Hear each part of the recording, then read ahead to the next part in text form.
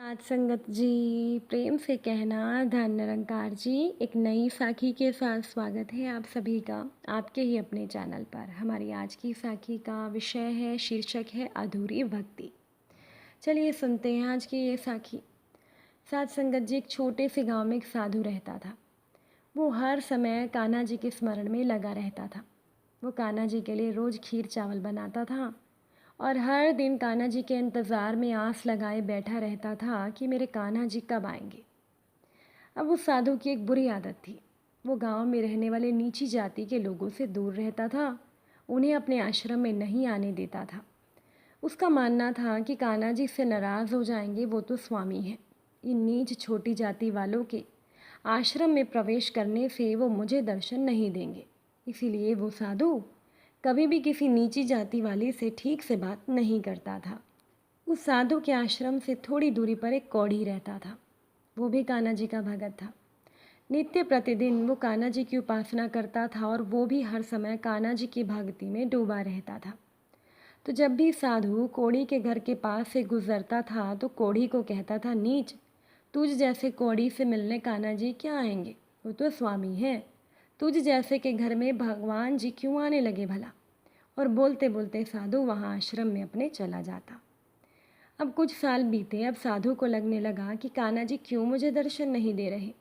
और साधु भगवान जी की मूर्ति के आगे रोने लगा। कहने लगा, प्रभु एक बार तो मुझे दर्शन दे दो। मैं प्रतिदिन आपके लिए खीर चावल बनाता हूँ, एक बार तो आकर भोग लगा लो प्रभु। उदास होकर वो साधु कान्हा जी के चरणों में सो गया। दूसरे दिन एक गरीब दरिद्र छोटा सा बालक साधु के आश्रम में आया। साधु उस समय कान्हा जी को भोग लगाने जा रहा था। तो उस बालक ने कहा, साधु महाराज मुझे कुछ खाने को दे दो, मुझे ज़ोरों से भूख लगी है। बस इतना सुनना था। वो साधु तो गुस्से से तिल मिला उठा। एक तो दरिद्र और दूसरा कान्हा की भक्ति में विघन। साधु ने आव देखा न ताव एक पत्थर उठाकर उस बच्चे को मार डाला। उस दरिद्र बच्चे के सर से खून बहने लगा। साधु ने कहा, भाग यहाँ से। बच्चा तो साधु के आश्रम से निकल गया और जाकर बच्चा उस कोढ़ी के आश्रम में उसके घर में चला गया। तो कोढ़ी ने उस बच्चे का खून साफ किया, उसके माथे पर पट्टी बांधी और उस भूखे बच्चे को भोजन दिया। बच्चा भोजन करके चला गया। दूसरे दिन फिर वो बच्चा साधु के आश्रम में आया। साधु ने फिर उसे मारा और भगा दिया। फिर वो बच्चा कोढ़ी के घर में गया। कोढ़ी ने फिर उस बच्चे की पट्टी बांधी, उसे खाने को दिया।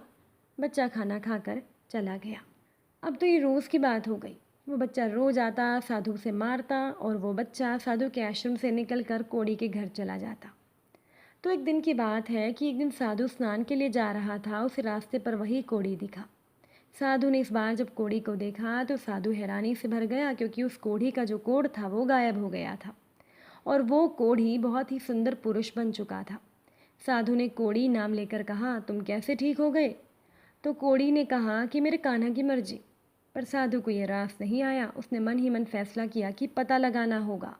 तो अगले दिन दूसरे दिन फिर वो दरिद्र बच्चा साधु के आश्रम में आया। साधु ने फिर उसे मारा। बच्चा जाने लगा तो साधु उठ खड़ा हुआ और मन ही मन सोचने लगा कि मैं इस दरिद्र बच्चे को रोज़ मारता हूँ, ये रोज़ मार खाकर उस कोढ़ी के घर चला जाता है। आखिर चक्कर क्या है, देखना पड़ेगा। तो साधु उस बच्चे के पीछे पीछे जाने लगता है। जैसे ही वो बच्चा कोढ़ी की झोपड़ी में पहुंचता है तो उसकी आंखें फटी की फटी रह जाती हैं। स्वयं तीनों लोक के स्वामी कान्हा जी बांके बिहारी जी कोढ़ी के घर पर बैठे हैं और कोढ़ी उनकी चोट पर मलहम लगा रहा है और कान्हा जी भिक्षा में मांगी न जाने कितने दिनों की बासी रोटी को बड़े चाव से खा रही हैं। तो साधु तो कान्हा जी के चरणों में गिरकर कहने लगा, मेरे कान्हा, मेरे स्वामी, मेरे आराध्य हैं। आपने मुझ जैसे भगत को दर्शन नहीं दिए और उस नीच को दर्शन दे दिए। मुझसे ऐसी क्या गलती हो गई प्रभु जो आप इस कोढ़ी की झोपड़ी में आ गए। भीख में मांगी बासी रोटी खा ली, पर आपके लिए मैं नित्य प्रतिदिन खीर चावल बनाता हूँ, उसे खाने तो नहीं आए। बोलो कान्हा जी, बोलो। तब कान्हा जी ने कहा, हे साधु, मैं तो रोज़ तेरे पास खाना मांगने आता था, पर तू ही रोज़ मुझे पत्थर मारकर भगा देता था। मुझे भूख लगी होती थी और मैं इतना भूखा होता था कि मैं इस मानव के घर चला आता था और ये मुझे बड़े प्यार से खाना खिलाता है। मैं तो उसी के पास खाने चला आता हूँ जो मुझे प्यार से खिलाता है। अब तू ही बता, इसमें मेरी क्या गलती है।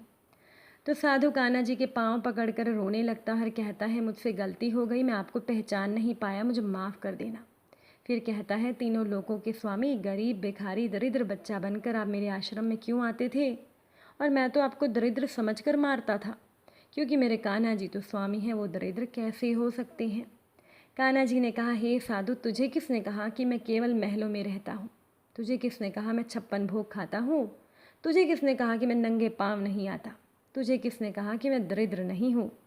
हे साधु, ये समस्त चराचर मैं ही हूँ। धरती, आकाश, पृथ्वी सब मैं ही हूँ। मैं ही हूँ महलों का स्वामी, तो मैं ही हूँ झोपड़ी का दरिद्र भिखारी। मैं ही हूँ जो प्यार और सच्ची श्रद्धा से खिलाने पर बासी रोटी खा लेता हूँ, और मैं ही हूँ जो स्वार्थ से खिलाने पर 56 भोग भी नहीं छूता। मैं हर जीव में बसा हूँ, तो मुझे अमीर या गरीब में ढूंढता है? तुझसे अच्छा तो ये कौड़ी है, जो सिर्फ एक बात जानता है कि ईश्वर हर किसी में निवास करते हैं, ना कि धनवान में। कान्हा जी कहने लगे, तूने मेरी भक्ति तो की, पर अधूरी भक्ति की। ये कहकर कान्हा जी अंतर्ध्यान हो जाते हैं। तो साधु उनके चरण पकड़ फूट फूट कर रोने लगता है और कहता है कि जिसका एक पल पाने के लिए लोग जन्मों जन्म तप करते हैं, वो मेरी कुटिया में भीख मांगने आता था, और मैं मूर्ख दरिद्र संपन्न देखता था।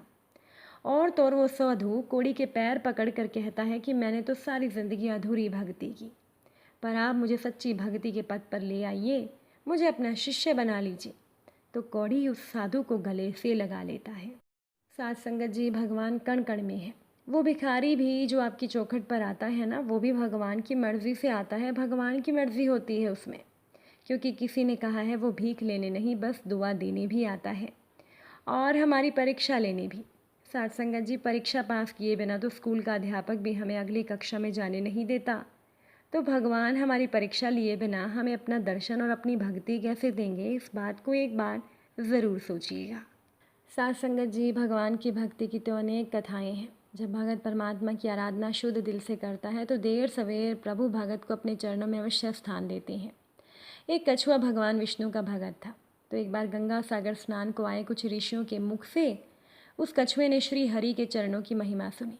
उस कछुए के मन में भगवान के चरणों के दर्शनों की तीव्र इच्छा हुई। उसने ऋषियों को पूछा कि प्रभु के दर्शन कैसे हो सकते हैं? तो ऋषियों ने कहा कि प्रभु के चरणों के दर्शन का सौभाग्य तो पुण्यात्माओं को मिलता है। जिस पर भगवान खुश होते हैं उसको ही दर्शन देते हैं।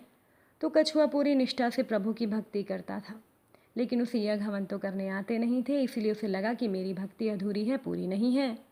फिर उसने सोचा कि जंतु रूप में तो भगवान ने ही भेजा है, इसमें मेरी क्या गलती है? कछुए ने ऋषि से पूछा कि भगवान वास कहाँ करते हैं? ऋषियों ने कहा, वैसे तो भगवान सब जगह है, लेकिन उनका निवास पाताल लोक से भी आगे बैकुंठ धाम है। श्री हरि क्षीर सागर में शेषनाग की शैया पर विराजते हैं। तो कछुआ चल पड़ा श्री हरि के धाम। बेचारा कछुए की चाल से ही चल पड़ा। चलते चलते वो सागर तक भी पहुंच गया।